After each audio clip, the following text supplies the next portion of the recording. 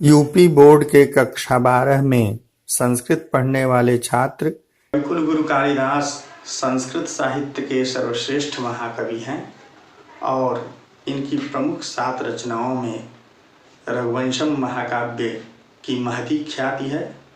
उत्तर प्रदेश माध्यमिक शिक्षा परिषद द्वारा इंटरमीडिएट कक्षा में इसे पाठ्यक्रम में रखा गया है। रघुवंशम का द्वितीय सर्ग पाठ्यक्रम में निर्धारित है।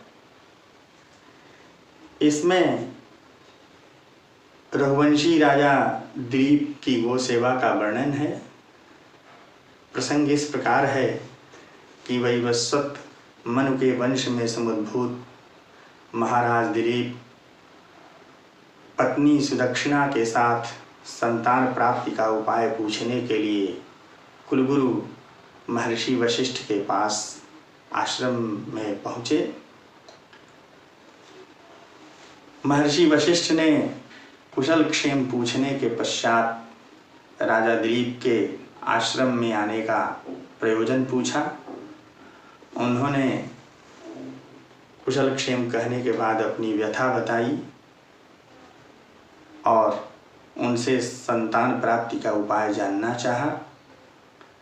महर्षि वशिष्ठ ने ध्यान लगाकर सब कुछ जान लिया कि देवासुर संग्राम में देवताओं की विजय के पश्चात जब महाराज दिलीप लौट रहे थे तो उन्होंने देवताओं की गाय कामधेनु की प्रदक्षिणा नहीं की।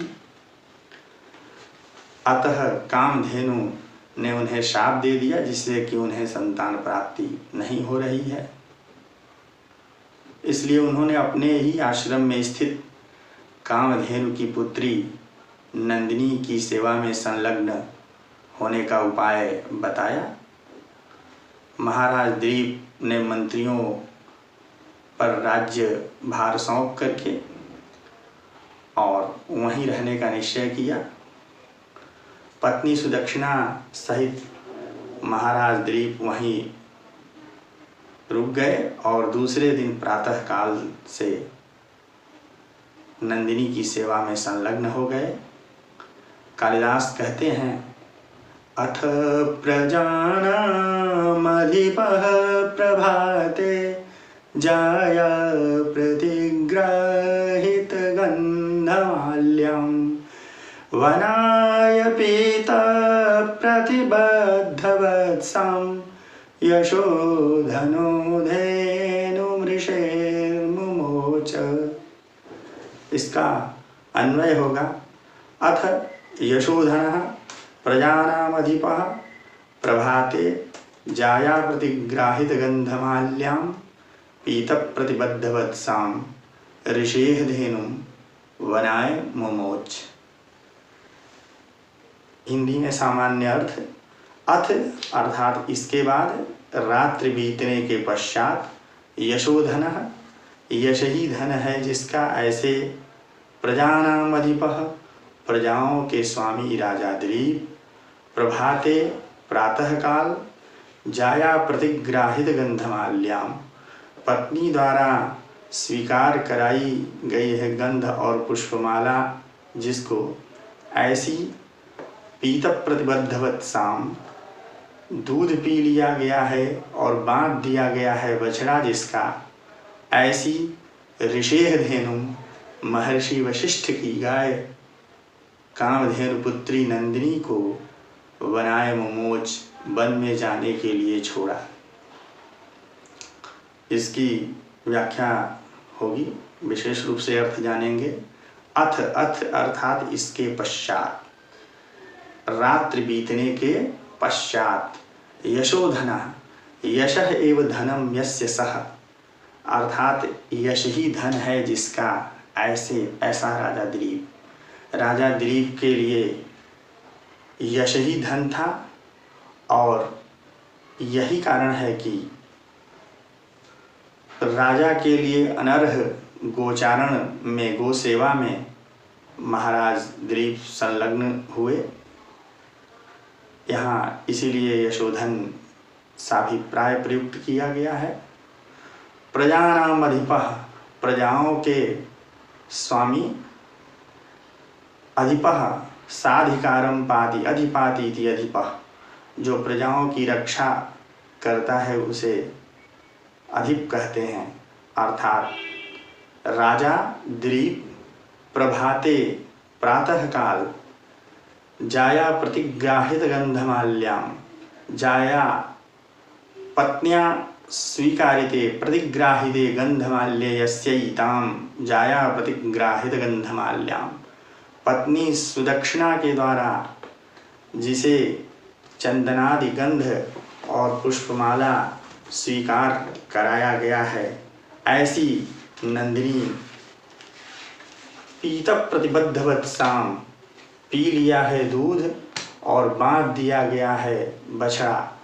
पूर्वम पीतः पश्चात प्रतिबद्धः वत्सः यस्याह ताम ऋषेः धेनु, अर्थात महर्षि वशिष्ठ की धेनु को अर्थात कामधेनु पुत्री नंदिनी को वनाय मुमोच, वन में जाने के लिए छोड़ा। तो यशस्वी राजा दिलीप ने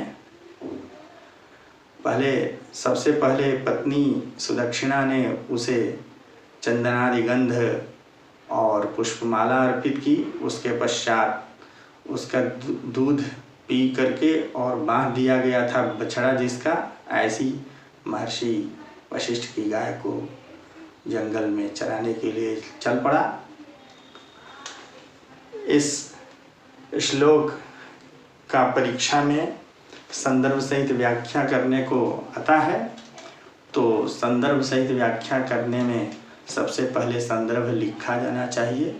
संदर्भ इस प्रकार हो सकता है कि प्रस्तुत श्लोक रघुवंशम महाकाव्य के द्वितीय सर्ग से उद्धृत है।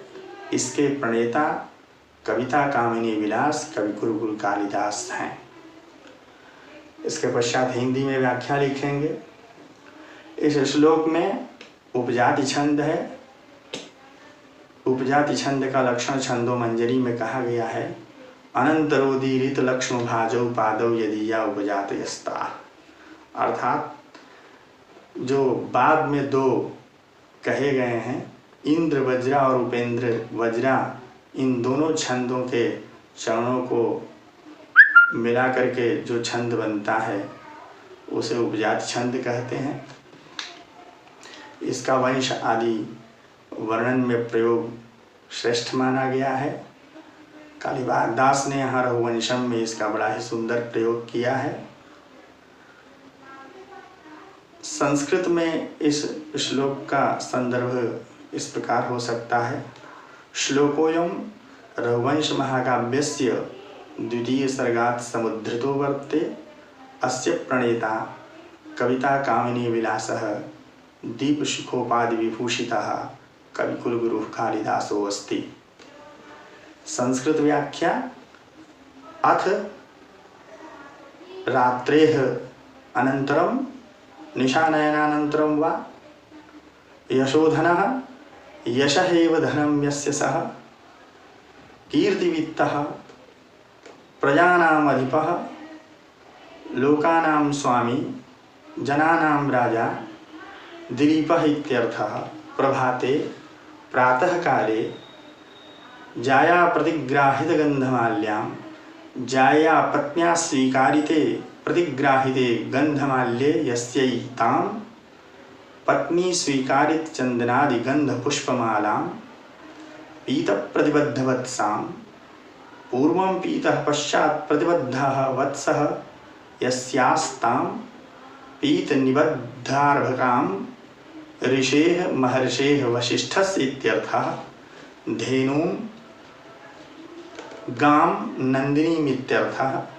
वनाय वनं गन्तुं मुमोच मुक्तवान्।